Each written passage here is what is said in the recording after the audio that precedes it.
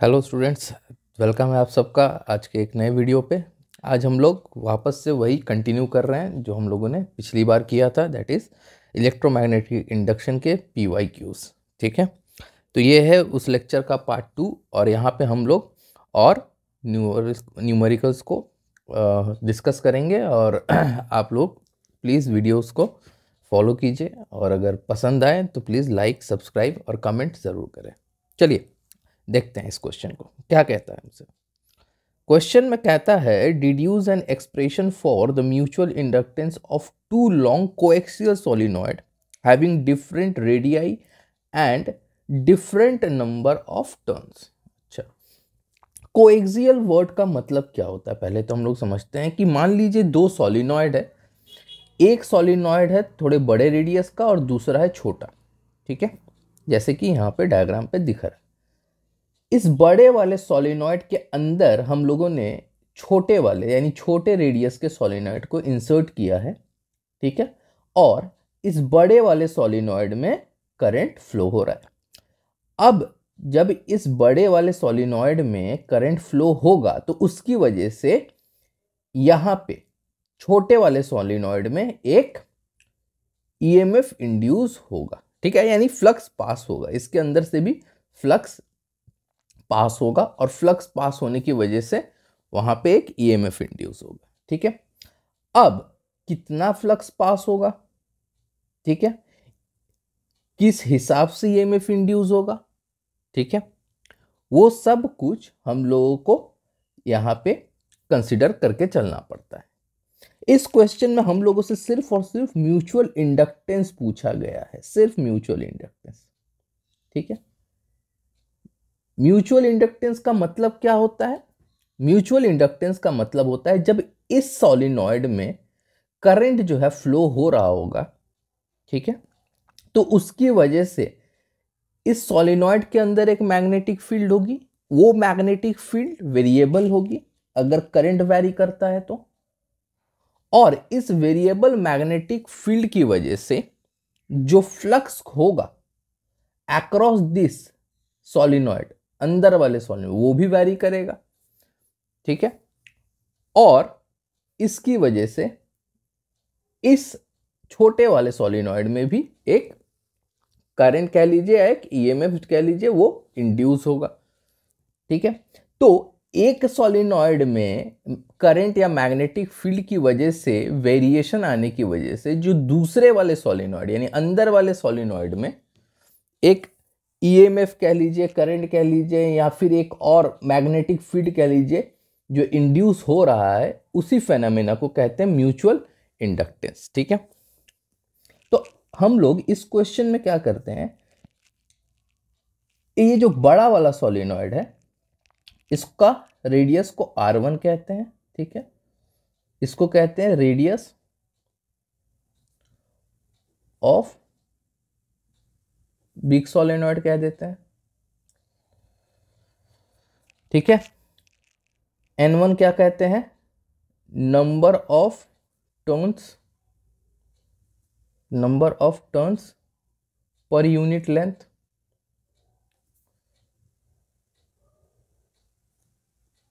इन S1, इस वाले को S1 नाम दे देते हैं और अंदर वाले को S2 नाम दे देते हैं। ठीक है, छोटे वाले को S2 नाम दे देते हैं। ठीक, I1 is the current in S1। Similarly R2 क्या हो गया? R2 हो गया हमारा रेडियस ऑफ S2 सोलिनॉइड, और N2 क्या हो गया हमारा? फिर से नंबर ऑफ टर्न्स पर यूनिट लेंथ इन S2।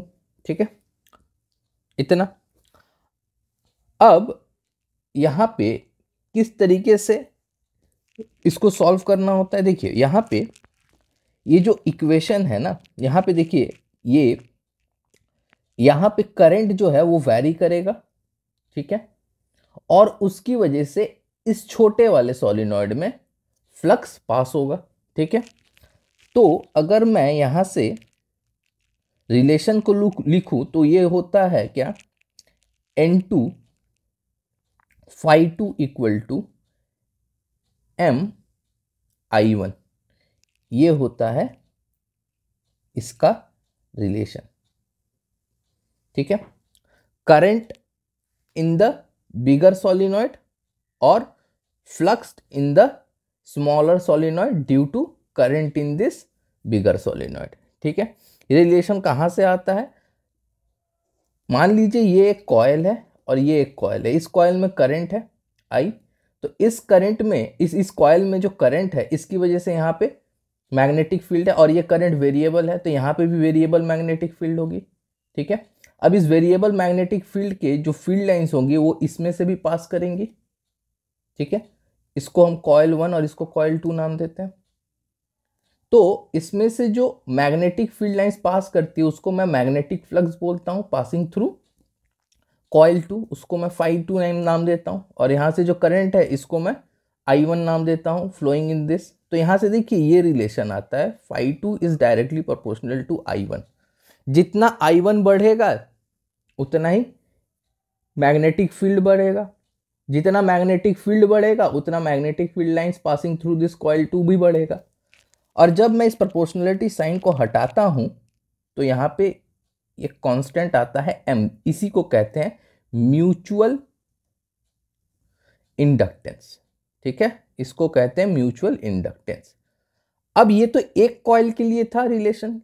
अब सॉलिनॉइड में कितना टर्न होता है, N नंबर्स ऑफ टर्न होते हैं। ठीक है, कैपिटल N क्या है, कैपिटल N है टोटल टर्न्स। ठीक है, और स्मॉल n क्या है, टर्न्स पर यूनिट लेंथ। तो एक टर्न की वजह से अगर ये रिलेशन बनता है तो N2 टर्न अगर इस छोटे से सोलिनॉइड यानी S2 सोलिनॉइड में अगर N2 टर्न्स है तो नेट फ्लक्स क्या हो जाएगा, N2 into phi2 equal to MI1। ध्यान से देखिए इसको, उम्मीद करता हूं इतना दूर समझ में आया होगा। अब आ जाते हैं यहां पे देखिए, अगर मैं यहां से इसको लिखूं एक और relation N2 phi2 equal to BA, हम लोगों को पता है ये रिलेशन। ठीक है,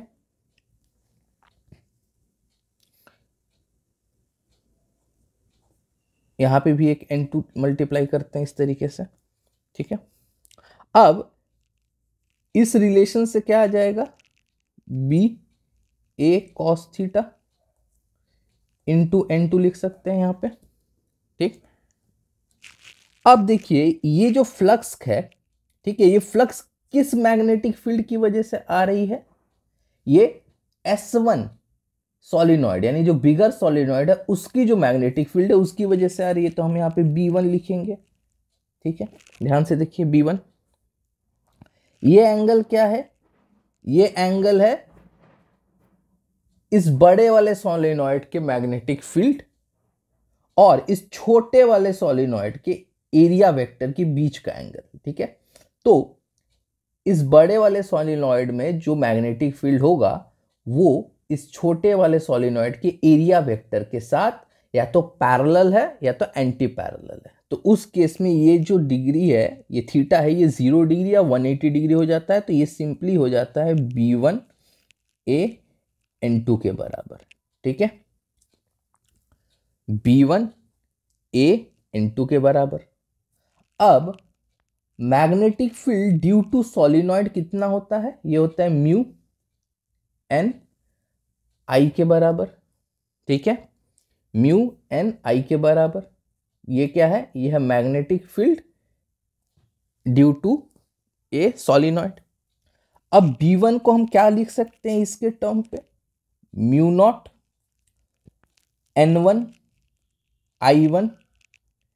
अच्छा, ये जो छोटा वाला सोलिनॉइड है इसका एरिया ऑफ क्रॉस सेक्शन कितना है, पाई R2 का होल स्क्वायर।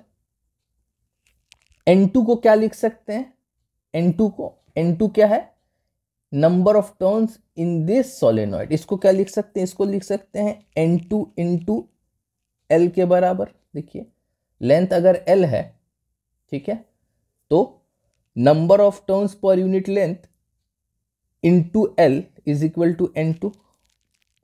तो इस इक्वेशन को अगर मैं अरेंज करके लिखूं तो mu naught N1 N2 pi R2 whole square I1 into L, ऐसे लिख सकता हूं इसको, ध्यान से देखिए। अब अगर मैं इस इक्वेशन को इस इक्वेशन के साथ कंपेयर करूं तो देखिए ये क्या है, m I1 के बराबर। अब इस दोनों को कंपेयर करने पे हमारा जो m आ रहा है वो कितना आ रहा है, mu naught N1 N2 pi R2 whole square into L के बराबर। ये देखिए, तो ये हो गया हमारा required equation for the induce या फिर म्यूचुअल इंडक्टेंस। अब इसको थोड़ा और मॉडिफाई कर सकते हैं क्या, N1 को क्या लिख सकते हैं, ये सिमिलरली स्मॉल n2 को लिख सकते हैं कैपिटल N2 बाई एल। इसकी वैल्यू अगर यहां पुट करेंगे तो ये क्या बन जाएगी, ये बन जाएगी N1 N2 pi R2 square L by L square. यहाँ एल से एल कटा तो ये बन जाता है फिर से mu naught N1 N2 pi R2 whole square by L. तो ये दो एक्सप्रेशंस हमारे निकल के आते हैं फॉर म्यूचुअल इंडक्टेंस। ठीक है,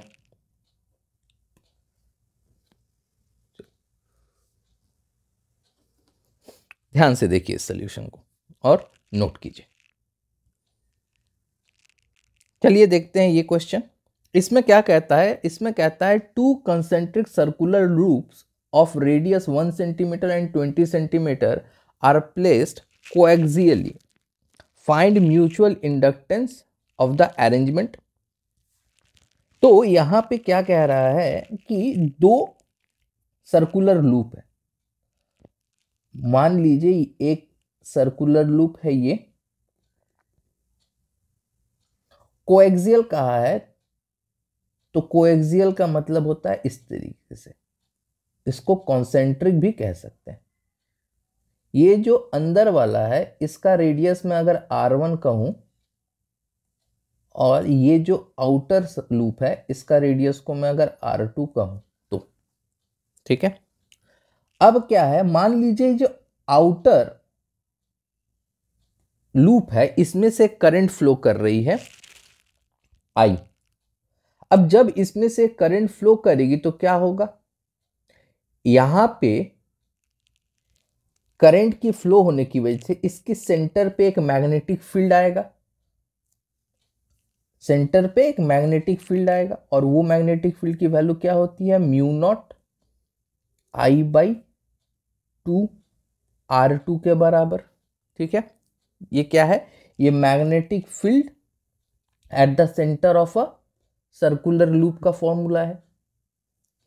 ठीक है, अब ये जो मैग्नेटिक फील्ड है ये पूरा का पूरा इसके एरिया को कवर करेगी। ध्यान से देखिए, ये जो मैग्नेटिक फील्ड क्रिएट हुई है due to current in the outer loop, ये मैग्नेटिक फील्ड इस पूरे छोटे वाले लूप को कवर करेगी। ठीक है, तो इस मैग्नेटिक फील्ड की वजह से यहां पे जो फाई आएगा वो क्या होगा, जो फ्लक्स होगा वो क्या होगा, फ्लक्स वो होगा बी डॉट ए, ये इस फॉर्मूला से बी ए कॉस थीटा कहते हैं इसको। ठीक है, अगेन अब एरिया किसका लेना है, देखिए फ्लक्स मैं इसके थ्रू निकाल रहा हूं। ठीक है, मैग्नेटिक फील्ड है आउटर लूप पे और फ्लक्स है इनर लूप पे। ठीक है, तो मैग्नेटिक फील्ड तो मैं आउटर लूप की वजह से लूंगा, लेकिन जब एरिया लूंगा तो मैं ये इनर वाले लूप की वजह को लूंगा। ठीक है, इतने पे ध्यान रखिएगा। तो यहां पे इसका मैग्नेटिक फील्ड क्या हो गया, mu not I by 2r2 into area जब लूंगा तो मैं इसका लूंगा, तो ये क्या हो जाता है पाई r1 का स्क्वायर। ठीक है, और ये कॉस 0 डिग्री होता है। ठीक है, इसका एरिया वेक्टर, छोटे वाले का एरिया वेक्टर, और इस मैग्नेटिक फील्ड को हम लोग पैरेलली अज्यूम करके चल रहे हैं कि ये दोनों पैरेलली है। ठीक है, तो ये जो फॉर्मूला बना, ये क्या फॉर्मूला बना, ध्यान से देखिए, mu not I pi I r1 square by 2r2 के बराबर। ठीक है, ये क्या बना, ये फाई बना। ठीक है,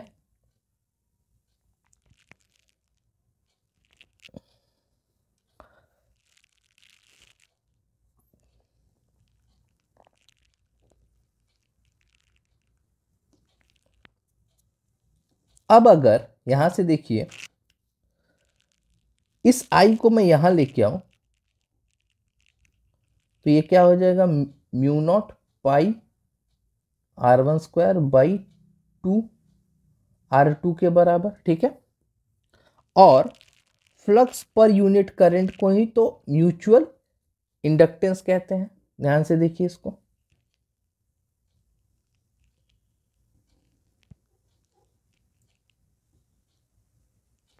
ध्यान से देखिए इसको। तो ये जो एक्सप्रेशन बना, ये बना हमारा म्यूचुअल इंडक्टेंस का एक्सप्रेशन फॉर कॉन्सेंट्रिक या फिर कोएक्सियल लूप्स। ठीक है, अब कुछ नहीं करना है, अब सीधे यहां पे वैल्यू को सब्स्टिट्यूट करते हैं, mu naught pi r12 whole square by 2r2। ठीक है, वैल्यूज को सब्स्टिट्यूट करेंगे तो यहां से क्या आएगा, देखिए म्यू नॉट है 4 pi into 10⁻⁻7 into pi into r1 क्या है, r1 है 1 सेंटीमीटर, तो 1 इंटू 10⁻⁻2 मीटर इंटू 20 इंटू 10⁻⁻2, 20 नहीं सॉरी, ये भी होगी क्योंकि ये r1 का स्क्वायर है, बाई 2 इंटू 20 नीचे आएगा, r2 नीचे, 20 इंटू 10⁻⁻2। ध्यान से देखिए,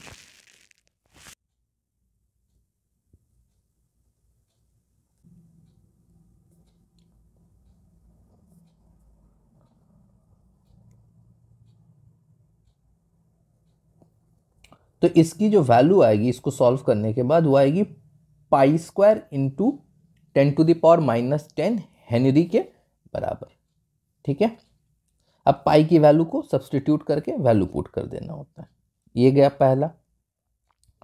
दूसरा क्या है, find if current passing through the outer loop changes at a rate of 5 ampere पर millisecond, find the EMF induce in the inner loop. ठीक है, assume magnetic field on the inner loop to be uniform.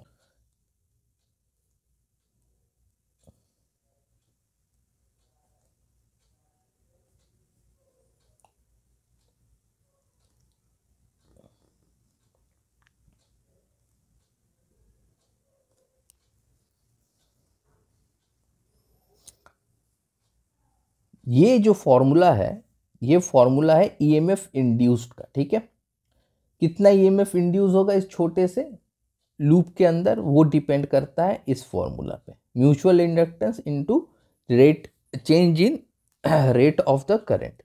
तो यहां से इसकी value को substitute करते हैं, pi square into 10⁻⁻10 into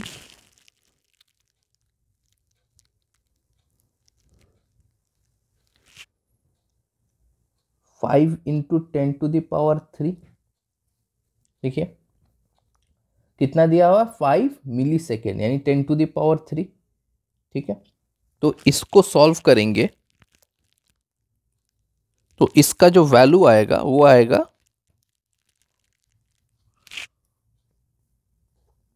4.93 into 10⁻⁻6 volt के बराबर, या फिर 4.93 इंटू 10, नहीं इसको माइक्रो पे ही चलते, माइक्रो वोल्ट। ठीक है,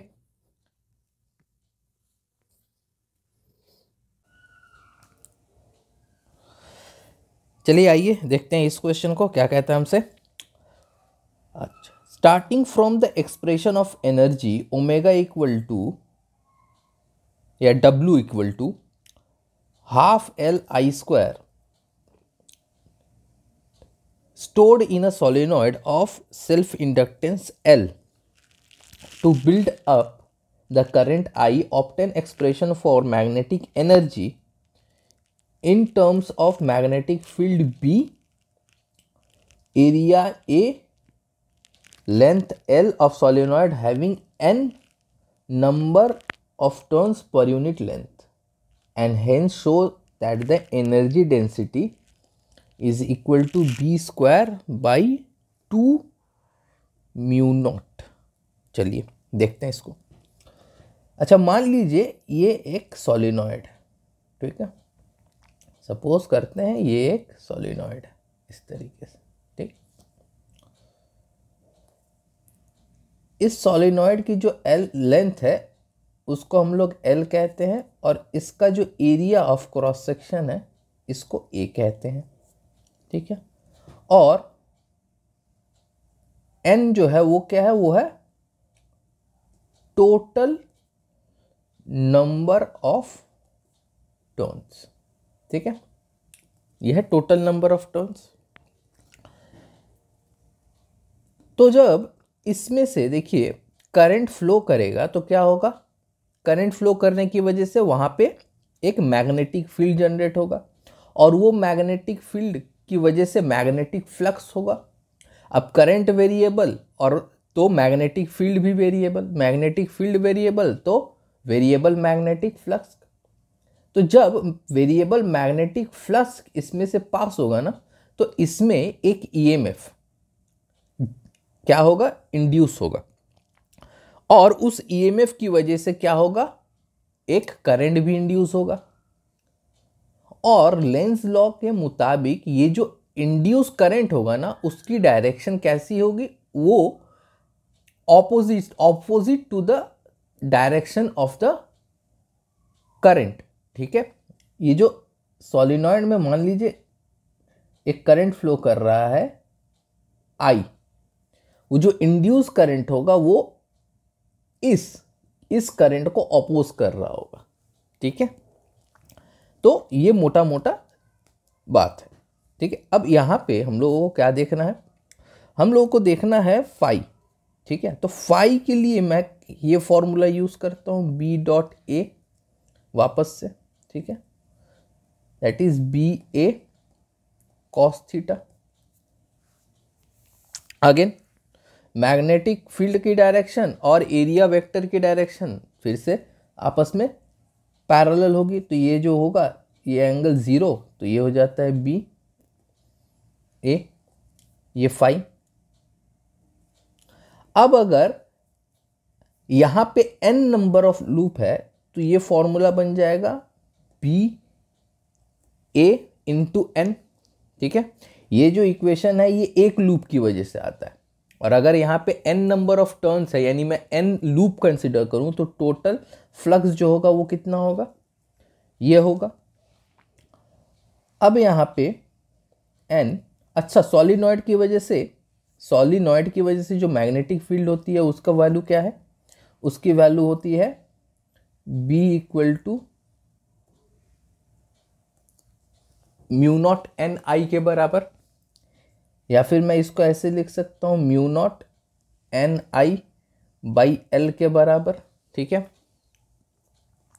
स्मॉल n की मतलब होता है नंबर ऑफ टर्न्स पर यूनिट लेंथ, तो मैं उसको capital N that is total number of turn by length of the solenoid ऐसे लिख सकता हूं। ठीक, तो ये यहाँ पे अगर हम लोग इस वैल्यू को पुट करें तो mu naught N I A by L के बराबर, तो ये हो जाता है mu naught N square A by L के बराबर, ठीक है, into I phi equal to, और यहां से अगर मैं फाई बाई आई कर दूं तो ये होता है L, that is self inductance. तो सेल्फ इंडक्टेंस का फॉर्मूला क्या हो जाएगा, mu naught capital N square A by L के बराबर, ठीक है। अब मैं एन को क्या लिख सकता हूं, एन को लिख सकता हूं स्मॉल एन इंटू एल, ठीक है, क्योंकि हम लोगों को यहां पे दिया है कि n is the number of turns पर यूनिट लेंथ। तो मैं इसको वापस से टर्न्स पर यूनिट लेंथ पे अगर कन्वर्ट करूं तो ये n स्क्वायर की जगह मैं क्या लिख सकता हूं, n की जगह n स्क्वायर की जगह ये लिख सकता हूं, तो mu not n square L square A by L, इसमें से ये एल कैंसिल होगा तो ये हो जाएगा mu not n square L ए के बराबर, ठीक है, ये हो गया एल के बराबर। अच्छा, ये जो एल है ना ये सेल्फ इंडक्टेंस है, ठीक है, ठीक है, ये एल सेल्फ, मैं इसको एल नॉट लिख देता हूँ, ठीक है, और ये जो एल है ये है लेंथ ऑफ द सोलेनॉइड। तो ये हमारा क्या आ गया, ये हमारा आ गया एक्सप्रेशन फॉर सेल्फ इंडक्टेंस, ठीक। अब आ जाते हैं यहाँ पे क्या कहा गया है, यहाँ पे कहा गया W equal to half L I square के बराबर।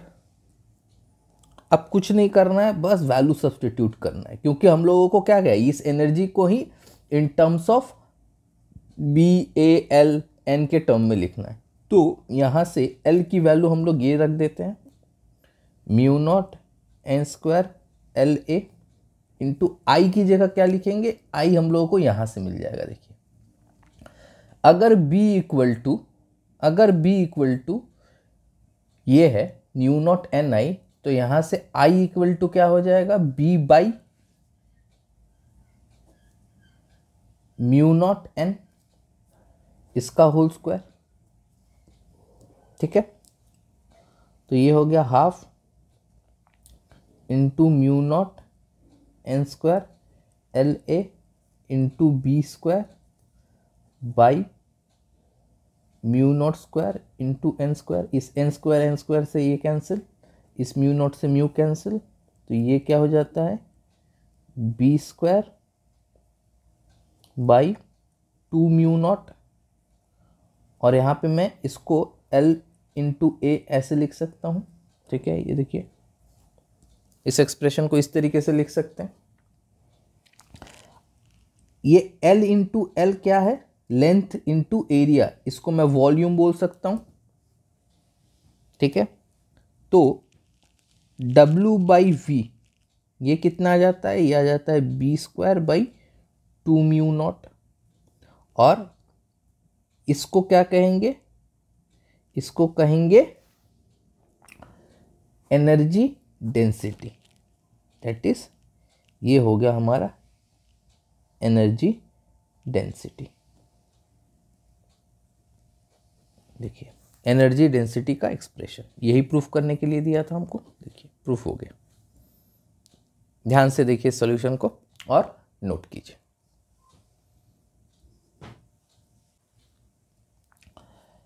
चलिए देखते हैं इस नेक्स्ट क्वेश्चन को क्या कहता है।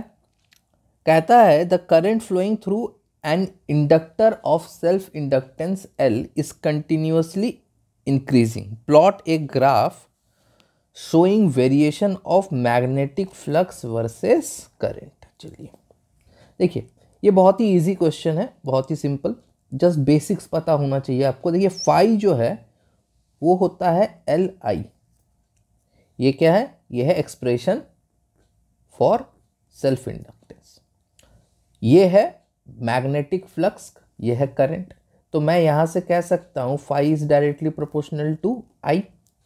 तो यहाँ पे ये जो ग्राफ बनेगा ना, दैट इज आई और फाई के बीच, मैग्नेटिक फ्लक्स और करंट का है ना, ये क्या बनेगा, ये एक लीनियर कर्व बनेगा, लीनियर ग्राफ, दैट इज इस तरीके से, ठीक है। सेकंड का क्या है, ईएमएफ वर्सेस di/dt। अच्छा देखिए फाई इक्वल टू क्या है, Li, ठीक है। ईएमएफ इक्वल टू क्या है, d∅/dt। इसकी जगह मैं Li पुट कर दूं। L जो होता है वो इंडक्टर के लिए कांस्टेंट होता है, तो वो बाहर आएगा, तो di/dt। वापस से देखिए फिर से, E is also directly proportional to rate of change of current, ठीक है। तो इसका जो कर्व बनेगा, इसका जो कर्व बनेगा ये भी इस तरीके से ही बनेगा, di/dt, और ये E, ये भी इस तरीके से लीनियर बनेगा। देखिए ध्यान से, पार्ट 3 क्या कहता है, magnetic potential energy stored versus current. अच्छा, मैग्नेटिक पोटेंशियल एनर्जी, तो U equal to for an inductor ये होता है हाफ Li² के बराबर, जिसमें 1/2 और L कांस्टेंट है, तो ये U जो है वो डायरेक्टली प्रोपोर्शनल टू I² हो गया। तो ये जो कर्व बनेगा, ये जो ग्राफ बनेगा वो क्या बनेगा, वो एक नॉन लीनियर कर्व बनता है, ठीक है। ये I, ये U, तो ये कुछ इस तरीके से बनेगा, ऐसा, ठीक है, इस तरीके से, ऐसा नॉन लीनियर कर्व। काफ़ी सिंपल क्वेश्चन है, जस्ट बेसिक्स पता होने चाहिए। देखिए ध्यान से, नोट कीजिए। चलिए आइए देखते हैं इस क्वेश्चन को। क्वेश्चन में क्या कहा गया है हमसे कि draw the graph showing variation of the value of the induced EMF as a function of rate of change of current flowing through the ideal inductor। तो ये क्वेश्चन अभी जस्ट हम लोगों ने जो सॉल्व किया उसी के जैसा है। E इक्वल टू, ये हम लोग लिख सकते हैं L di/dt, अभी थोड़ी देर पहले ही हम लोगों ने किया था। तो यहाँ से E is directly proportional to di/dt, तो इसका जो ग्राफ बनता है वो इस तरीके से बनता है, लीनियर, ऐसा। ये हो गया di/dt और ये हो गया EMF, ठीक है। ये सिंपल सा क्वेश्चन। अब आते हैं सेकेंड क्वेश्चन पे। सेकेंड क्वेश्चन में क्या कहा हमसे, कहा है a circular coil of cross sectional area 200 centimetre square and 20 turns is rotated about the vertical diameter, अच्छा, in the with angular speed of 50 radian per second in a uniform magnetic field of 3 into 10 to the power minus 2 Tesla, find the maximum value of current। अच्छा, तो यहाँ से हम लोगों को इसको find करना है। तो देखिए, जब भी एक मैग्नेटिक फील्ड में अगर हम किसी कॉइल को रोटेट करते हैं, ठीक है, जनरली ये जो क्वेश्चन है ये AC जनरेटर के कंसेप्ट पे बेस्ड है, ठीक है। तो क्या होगा, मान लीजिए कि यहाँ पे इस तरीके से, ये देखिए, ये है दो मैग्नेट्स और इसके बीच में एक कॉइल है, सपोज ये है कॉइल, ठीक है, ऐसा। ये कॉइल अपने वर्टिकल डायमीटर के अबाउट जब ओमेगा से घूमेगा ना, तो क्या होगा, इसमें से ये मान लीजिए यहाँ से जो मैग्नेटिक फील्ड लाइंस है, ठीक है ना, इस मैग्नेटिक फील्ड लाइंस में, अब देखिए मैग्नेट है तो मैग्नेटिक फील्ड लाइंस होगी, ये कॉइल जब रोटेट करेगा ना तो इस मैग्नेटिक फील्ड लाइंस को ये कॉइल कट करेगा। कट करने की वजह से क्या होगा, इस कॉइल के थ्रू जो फ्लक्स है, यानी जो मैग्नेटिक फील्ड ऑफ लाइंस है, वो चेंज होंगे। चेंज होने की वजह से यहाँ पे क्या होगा, एक EMF इंड्यूस होगा, ठीक है। अब इस EMF को की वजह से यहाँ पे क्या होगा, एक करंट आएगा। इसी पे ये क्वेश्चन बेस्ड है, ठीक है। तो अगर हम लोगों ने एक्सप्रेशन को ध्यान से देखें तो एक्सप्रेशन क्या कहता है कि EMF जो है वो क्या है, या फिर पहले फाई निकालते हैं। फाई इक्वल टू क्या है, एन बी डॉट ए, ये है नेट फ्लक्स। देखिए ये हो गया नेट फ्लक्स, ठीक है, नेट फ्लक्स। इसको मैं N B A cos theta कह सकता हूं। ओके, थीटा को मैं कॉस ओमेगा टी कह सकता हूं, ठीक है। थीटा क्या है? एंगुलर डिस्प्लेसमेंट ही तो है, तो angular velocity into time angular displacement. जो ईएमएफ होता है वो क्या होता है? Minus D five by D T के बराबर। ध्यान से देखिए, तो यहां से अगर मैं इसको सॉल्व करूं तो ये हो जाता है D N B A cos omega T by D T, ठीक है, माइनस। अब अगर इस इक्वेशन को मैं सॉल्व करूं तो देखिए ये क्या होगा? ये होगा N B A omega sine omega T. ये अब यहां से लेके यहां तक देखिए ये क्या है? इसको मैं ई नॉट साइन ओमेगा टी की तरह लिख सकता हूं, ठीक है। ये तो बन रहा है एक एसएचएम का ही इक्वेशन ना, ठीक है। तो मैं इस क्वांटिटी को एन बी ए ओमेगा, इसको ई नॉट लिख दूं, और ई नॉट क्या है? ये है पीक ईएमएफ या फिर मैक्सिमम ईएमएफ। तो जो ई नॉट यानी मैक्सिमम ईएमएफ आया वो क्या आया? एन बी ए ओमेगा के बराबर। ध्यान से देखिए, तो देयरफॉर यहां से आई मैक्स क्या आएगा? आई मैक्स आएगा ई नॉट बाई आर। कॉइल का रेजिस्टेंस हम लोग आर एज्यूम करके चलते हैं, ठीक है। तो यानी ये आएगा N B A omega by R के बराबर, ठीक। अब यहां से वैल्यूज को सब्सटीट्यूट करते हैं। Number of turns 20, magnetic field 3 into 10⁻⁻², area है 200, तो 2 इंटू 10⁻⁻² मीटर स्क्वायर, मीटर में कन्वर्ट करेंगे तो ये बनेगा। ओमेगा क्या है? 50 रेडियन पर सेकेंड बाई आर। जब इसको सॉल्व करेंगे तो इसकी जो वैल्यू आएगी वो आएगी 0.6 बाई आर